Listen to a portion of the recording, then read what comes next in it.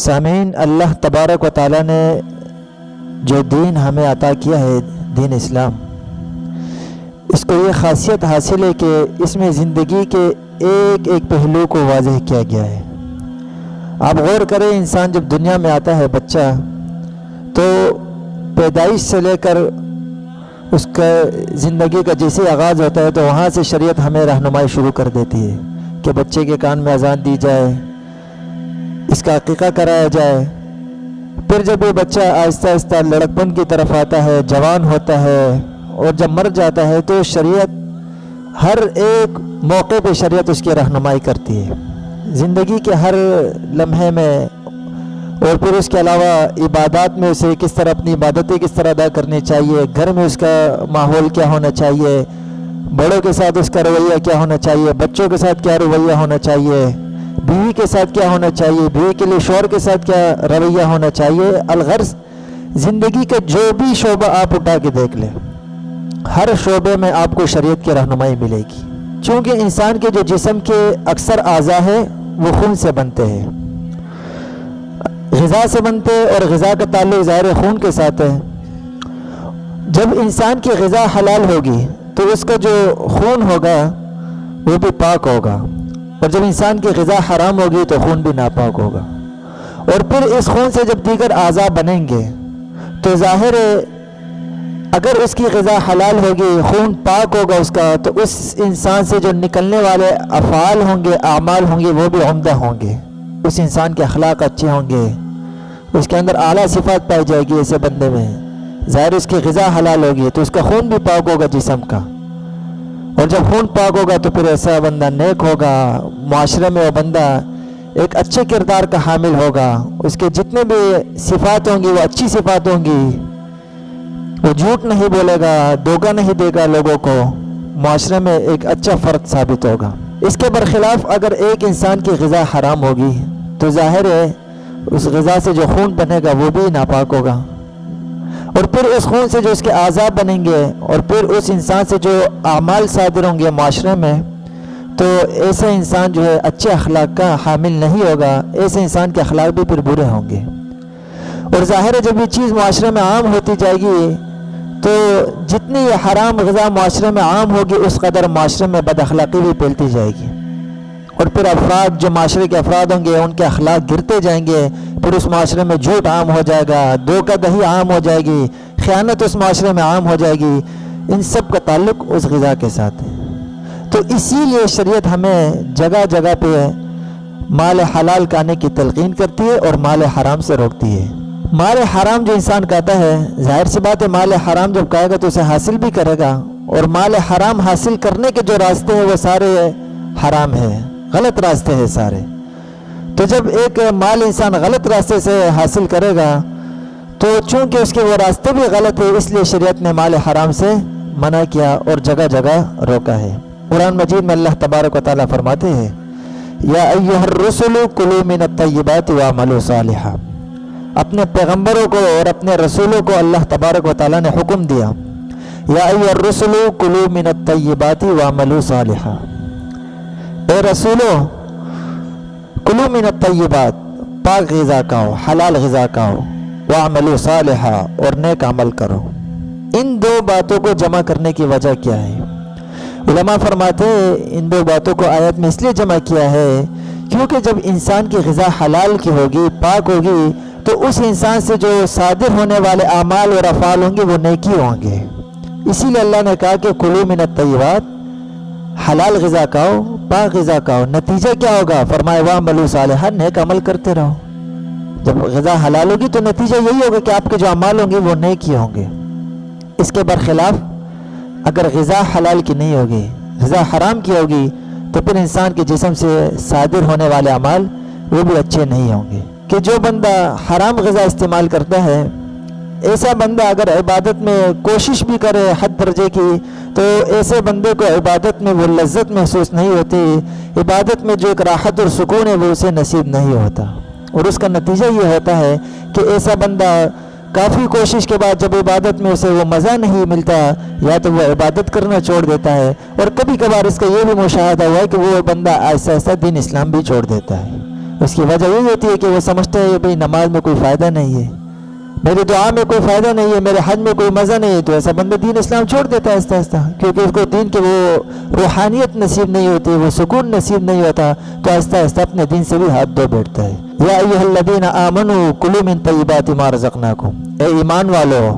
کلوا من طیبات ما رزقناکم، کھاؤ پیو، شریعت نے اجازت دی ہے،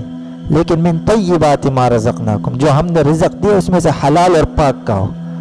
حلال کھانے کا حکم دیا ہے، حرام سے بچنے کا حکم دیا ہے۔ کلوا مما رزقناکم حلالا طیبا، دوسری جگہ اللہ تبارک و تعالیٰ فرماتے ہیں کہ کلوا مما رزقناکم حلالا طیبا، جو ہم نے آپ لوگوں کو رزق دیا ہے اس میں سے حلالا طیبا، حلال بھی کھاؤ اور پاک بھی کھاؤ، حلال غذا کھاؤ اور پاک غذا کھاؤ، حرام سے بچنے کا حکم دیا گیا ہے۔ دوسری جگہ ارشاد باری تعالیٰ ہے، اللہ تبارک و تعالیٰ فرماتے ہیں قل لا يستوي الخبيث والطيب ولو اعجبك كثرة الخبيث، اے نبی آپ ان سے کہہ دیجئے لا يستوي الخبيث والطيب، کبھی بھی حرام اور حلال غذا برابر نہیں ہو سکتی، ولو اعجبك كثرة الخبيث، اگرچہ آپ کو خوش کر دے وہ حرام اور ناپاک غذا کا بہت زیادہ ہونا، یعنی اگرچہ وہ آپ کثرت کو دیکھ کر کے میرے پاس اتنا مال ہے، اللہ نے فرمایا کہ اگر یہ حرام کا ہے تو اس کا کوئی فائدہ نہیں ہے، حلال کے ایک نوالے کے برابر نہیں ہو سکتا۔ نبی علیہ الصلوۃ والسلام کی احادیث مبارکہ میں جب ہم غور و خوض کرتے ہیں تو نبی علیہ الصلوۃ والسلام نے بھی جگہ جگہ مسلمانوں کو حلال غذا کی طرف توجہ دلائی، حلال غذا کھانے کی طرف اور حرام غذا سے بچنے کا حکم دیا۔ اور جیسے میں نے آپ سے کہا کہ جو بندہ حرام غذا استعمال کرتا ہے ایسا بندہ آہستہ آہستہ عبادت چھوڑ دیتا ہے، حدیث میں آتے اسے بندے کی عبادت قبول نہیں ہوتی جس بندے کی غذا حرام کی ہے۔ مسلم شریف کی حدیث ہے، نبی علیہ السلام لمبی حدیث ہے، نبی علیہ الصلوۃ والسلام فرماتے ہیں ان اللہ طیب، اللہ تبارک و تعالیٰ پاک ہے اور وہ لوگوں سے بھی پاک قبول کرتا ہے، پاک عمل قبول کرتا ہے، ناپاک عمل قبول نہیں کرتا۔ پھر نبی علیہ السلام نے فرمایا کہ اللہ تبارک و تعالیٰ نے مؤمنین کو، عام مسلمانوں کو اسی بات کا حکم دیا جس کا حکم اللہ نے انبیاء کو دیا۔ وہ کیا چیز ہے؟ نبی علیہ السلام نے 2 آیتیں پڑھی، پہلی آیت پڑھی یا ایھا الرسل کلوا من الطیبات واعملوا صالحا، کہ رسولوں کو اللہ تبارک و تعالیٰ نے یہ حکم دیا کہ کلوا من الطیبات واعملوا صالحا، پاک اور حلال غذا کھاؤ اور نیک عمل کرو۔ پھر نبی علیہ السلام نے دوسری آیت پڑھی کہ یہی حکم اللہ نے عام لوگوں کو بھی دیا، عام امتیوں کو بھی یہ حکم دیا۔ کیا کہا؟ نبی علیہ السلام نے آیت پڑھی کلوا من طیبات ما رزقناکم، کہ اے مؤمنو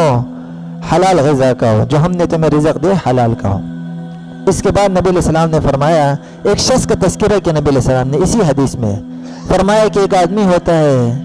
غبار آلود چہرے والا، غبار آلود بالوں والا، فرمایا اس کی حالت ایسی ہوتی ہے لمبے لمبے سفر کرتا ہے، اس کا چہرہ جو ہے وہ غبار آلود ہو گیا مٹی کی وجہ سے، بال اس کے غبار آلود ہو گئے، یعنی تجارت میں لمبے لمبے سفر کر رہا ہے۔ نبی علیہ السلام نے فرمایا کہ پھر ایسا بندہ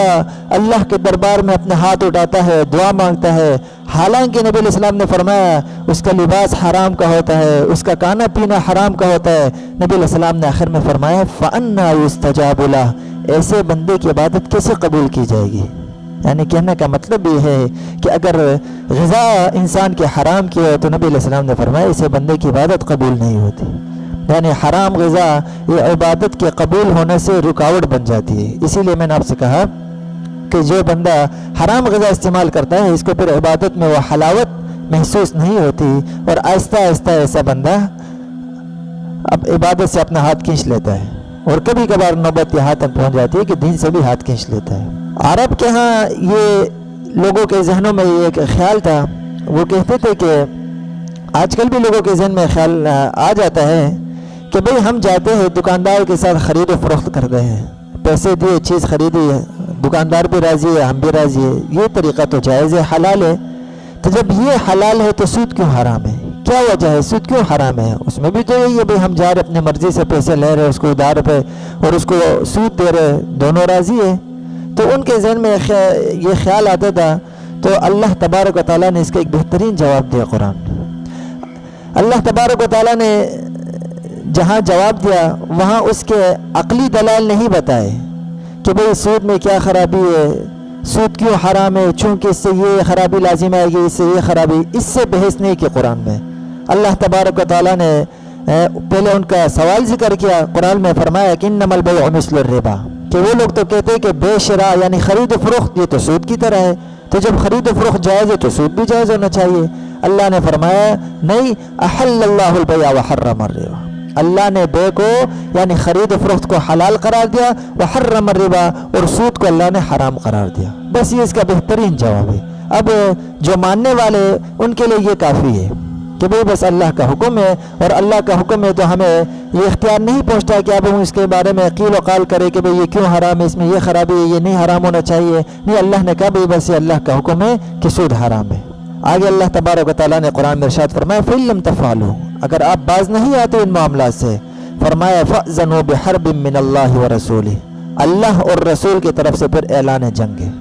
فرمایا اگر سودی معاملات سے باز نہیں آتے ہو تو پھر اللہ اور اس کے رسول کی طرف سے اعلان جنگ قبول کر لو۔ اب سوال یہ ہے کہ اگر یہ معاملات ہمارے معاشرے میں عام ہے سودی، اگر تو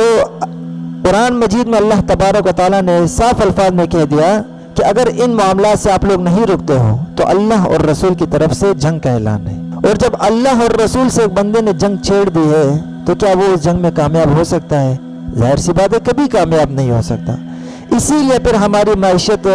تباہی کی طرف جاتی ہے، ہمارے کاروبار اسی لیے تباہ ہوتے ہیں کیونکہ ہم نے جب اللہ اور رسول سے ایک معاملے میں جنگ چھیڑ دیے تو ظاہر سی بات ہے اللہ اور رسول سے پورے جنگ میں کامیابی یہ ناممکن ہے، محال ہے۔ حرام غذا کی طرف جو دوسرا راستہ ہے معاشرے میں، جو دوسری صورت جو تیزی سے پھیلتی جا رہی ہے وہ ہے رشوت خوری۔ یہ وہ طریقہ ہے، یہ وہ راستہ ہے جو اس وقت ہمارے معاشرے میں تیزی سے پھیلتا جا رہا ہے۔ حالانکہ قرآن حدیث میں اگر دیکھا جائے تو اس کے بارے میں نبی علیہ الصلوۃ والسلام کے واضح ارشادات موجود ہیں۔ آپ صلی اللہ علیہ وسلم کی حدیث ہے، مشہور حدیث ہے، فرمایا کہ الراشی والمرتشی کلاہما فی النار، کہ رشوت دینے والا اور رشوت دینے والا دونوں فرمایا جہنمی ہے۔ صریح الفاظ میں اللہ کے رسول نے فرمایا، اور اس کی وجہ ظاہر ہے کیونکہ جہاں معاشرے میں رشوت عام ہو جاتی ہے وہاں پھر وہ لوگ جو ایک منصب کے اہل ہوتے ہیں، جو ایک جگہ کے لائق ہوتے ہیں، وہ صرف اس منصب سے اس وجہ سے رہ جاتے ہیں کہ وہ رشوت نہیں دے پاتے، اور پھر جو لوگ رشوت دے کے اس منصب تک پہنچ جاتے ہیں ظاہر وہ اس کے اہل نہیں ہوتے، تو پھر اس منصب کے ساتھ وہ کیا حشر کریں گے یہ ہمارے سامنے واضح ہے۔ اسی طرح حرام غذا کا جو ایک اور ذریعہ اور وسیلہ جو ہمارے معاشرے میں عام ہے وہ ہے جوا اور شراب نوشی۔ یہ بھی وہ راستہ ہے جس کے بارے میں شریعت نے صاف صاف الفاظ میں ہمیں حکم دیا۔ قرآن مجید میں اللہ تبارک و تعالیٰ کا ارشاد ہے یا ایھا الذین آمنوا انما الخمر والمیسر والانصاب والازلام رجس من عمل الشیطان، اے ایمان والو بے شک شراب نوشی اور یہ جوا اور یہ انصاب اور ازلام یہ بھی جوئے کی ایک صورتیں تھی عرب کے ہاں، فرمایا کہ رجس من عمل الشیطان، یہ شیطان کے گندے کاموں میں سے، فرمایا فاجتنبوہ، اس سے بچ جاؤ، لعلکم تفلحون، تم کامیاب ہوں گے۔ اگر یہ چیزیں معاشرے میں عام ہوگی تو اس کا نتیجہ بھی اللہ تبارک و تعالیٰ نے اگلی آیت میں بیان فرمایا یہ شیطان کے برے کام ہے، اس کا نتیجہ کیا ہے؟ فرمایا انما یرید الشیطان ان یوقع بینکم العداوۃ والبغضاء، شیطان تو یہ چاہتا ہے کہ وہ تمہارے درمیان عداوت کو عام کر دے، دشمنی عام کر دے، والبغضاء ایک دوسرے کے خلاف بغض کو عام کر دے، ایک دوسرے کے خلاف غصے کو عام کر دے، فی الخمر والمیسر، شراب اور جوئے کی وجہ سے۔ اس شراب کی وجہ سے، اس جوئے کی وجہ سے شیطان تمہیں اللہ کے ذکر سے اور نمازوں سے روکے گا۔ اللہ نے فرمایا فہل انتم منتہون، کیا تم رکنے والے ہو؟ اتنا واضح حکم آنے کے بعد بھی اللہ فرماتے ہیں فہل انتم منتہون، کیا ابھی بھی تم رکنے والے ہو؟ یعنی اس کام سے رک جاؤ، کیونکہ یہ معاشرے میں بگاڑ کا سبب بنتا ہے، یہ معاشرے کے اخلاقیات کو تباہ کر کے رکھ دیتا ہے، اسی لیے شریعت نے اس پہ پابندی لگا دی۔ حدیث شریف میں آتا ہے نبی علیہ الصلوۃ والسلام ایک جگہ سے گزرے، وہاں پہ ایک صحابی تھے، ان کے پاس غلے کا ایک ڈیر تھا۔ نبی علیہ الصلوۃ والسلام جب گزرے انہوں نے غلے کا ڈیر لگایا ہوا تھا اور اس پہ بارش ہوئی تھی۔ نبی علیہ الصلوۃ والسلام نے اپنا ہاتھ اس غلے کے ڈیر میں ڈالا، اندر کیا تو دیکھا کہ اندر کے جو دانے تھے وہ ذرا تر تھے، اس میں تری محسوس ہوئی آپ صلی اللہ علیہ وسلم کو، اور جو اوپر والے دانے تھے وہ خشک تھے۔ نبی علیہ الصلوۃ والسلام نے اس صحابی سے پوچھا کہ آپ اس تر دانوں کو باہر کیوں نہیں رکھتے، واضح کر کے کیوں نہیں رکھتے تاکہ دیکھنے والا دیکھ لے، تاکہ اسے دھوکہ نہ ہو۔ وہ یہ سمجھ کے خریدے گا یہ دانے تو خشک کے سارے خرید لے گا، بعد میں اسے علم ہوگا کہ اندر سے تو دانے خشک، اندر سے دانے تر نکل آئے۔ تو نبی علیہ السلام نے اس پہ ان کو ٹوکا اور فرمایا کہ یہ جو تر دانے ان کو ظاہر کر کے رکھو۔ اور آگے نبی علیہ السلام نے فرمایا من غشنا فلیس منا، جو مسلمانوں سے دھوکہ کرے گا وہ ہم میں سے نہیں ہے۔ اگر ایک بندہ ایک چیز بیچ رہا ہے اپنی اور اس میں کوئی عیب ہے، کوئی ایسی عیب اس میں پایا جا رہا ہے اور وہ بندہ وہ عیب اپنے خریدار سے چھپا رہا ہے، تو فرمایا کہ اس کے بدلے جو اس کو پیسے حاصل ہو رہے ہیں وہ مشکوک رقم ہے۔ تو اسی طرح اگر دیکھا جائے ہمارے معاشرے میں کاروباری لین دین میں کتنی دھوکہ دہیاں ہو رہی ہے، دوسرے کمپنی کا لیبل چڑھا کے چیز بیچی جا رہی ہے، پاکستان میں بنی چیز اس پہ لکھ لیا میڈ ان جاپان۔ یہ بھی حرام غذا کا ایک راستہ ہے، شریعت نے اس پر بھی سخت سے سخت پابندیاں لگا دیے اور ہر طرح کی دھوکہ دہی سے منع فرمایا۔ اس کے علاوہ جو حرام غذا کی ایک اور صورت جو معاشرے میں عام ہے وہ ہے میراث میں ایک دوسرے کا حق کھانا۔ شریعت کا حکم یہ ہے کہ جب کوئی بھی انسان فوت ہو جائے تو اس کا جو بھی ترکہ ہو، جو بھی مال پیچھے بچ جائے، اس میں خاص ورثہ ہے، ہر ایک کو اس کا حق ملے۔ اس کی جو اولاد ہے، اس کے والدین، بہن بھائی، جس کا جو حصہ بن رہا ہے، قرآن میں اس کے حوالے سے واضح احکامات موجود ہیں۔ یوصیکم اللہ فی اولادکم للذکر مثل حظ الانثیین۔ اس کے علاوہ کئی جگہوں پہ اللہ تبارک و تعالیٰ نے صاف الفاظ میں جو رشتہ دار ہے، جو اس کے ورثاء ہے، ان کے حصے بیان کیے۔ احادیث میں بھی اگر ہم دیکھیں تو جو انسان فوت ہو جائے ان کے حوالے سے نبی علیہ الصلوۃ والسلام کے واضح ارشادات موجود ہیں، اور خود نبی علیہ الصلوۃ والسلام نے فرمایا علموا الفرائض، یہ جو علم میراث ہے یہ سیکھو، تعلموا الفرائض فإنها من دینکم، فرمائے کہ یہ علم میراث سیکھو، یہ تمہارے دین کا ایک حصہ ہے۔ لیکن اگر آج ہم دیکھیں تو معاشرے میں اس میراث کے باب میں بھی کافی زیادتیاں کی جا رہی ہے۔ کہیں پہ عورتوں کا حق دبایا جا رہا ہے، کہیں بہنوں کا حق دبایا جا رہا ہے، کہیں بیٹیوں کا حق دبایا جا رہا ہے۔ حالانکہ حدیث میں آتے نبی علیہ الصلوۃ والسلام نے فرمایا جو بندہ کسی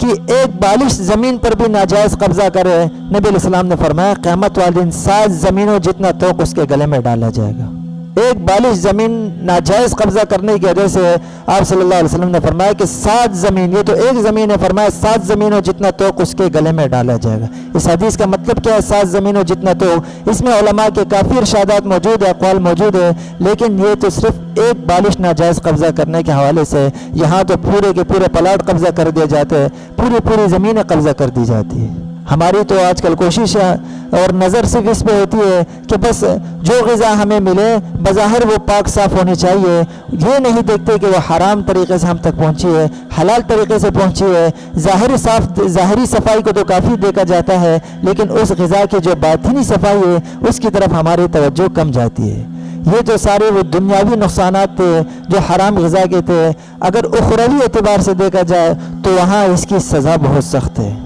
لا يدخل الجنت جسد غذی بالحرام، فرمایا کہ وہ جسم جنت میں داخل نہیں ہوگا غذی بالحرام، جس کی غذا حرام کی ہو۔ ہم میں سے ہر ایک کی ذمہ داری بنتی ہے، اگر پورا معاشرہ ٹھیک نہیں ہو سکتا لیکن ایک فرد تو ٹھیک ہو سکتا ہے۔ شاعر نے کیا خوب کہا ہے، شکوے ظلمت شب سے تو کہیں بہتر تھا، اپنے حصے کی کوئی شمع جلاتے جاتے، کم از کم میں اور آپ میں سے ہر ایک بندہ یہ نیت تو کرے، یہ ارادہ تو کرے کہ ہم بذات خود ہم میں سے ہر بندہ کوشش کرے گا کہ جہاں تک ممکن ہو سکے حرام غذا سے بچنے کی کوشش کرے، حلال غذا حاصل کرنے کی کوشش کرے، اور حلال غذا حاصل کرنا اور کھانا یہ بھی ایک عبادت کا کام ہے۔ اسے عبادت سمجھ کر اگر ہم یہ فریضہ سر انجام دیں تو انشاءاللہ اللہ تبارک و تعالیٰ ترقیاں نصیب کرے گا۔ دعا ہے کہ اللہ تبارک و تعالیٰ ہم سب کو عمل کی توفیق عطا فرمائے۔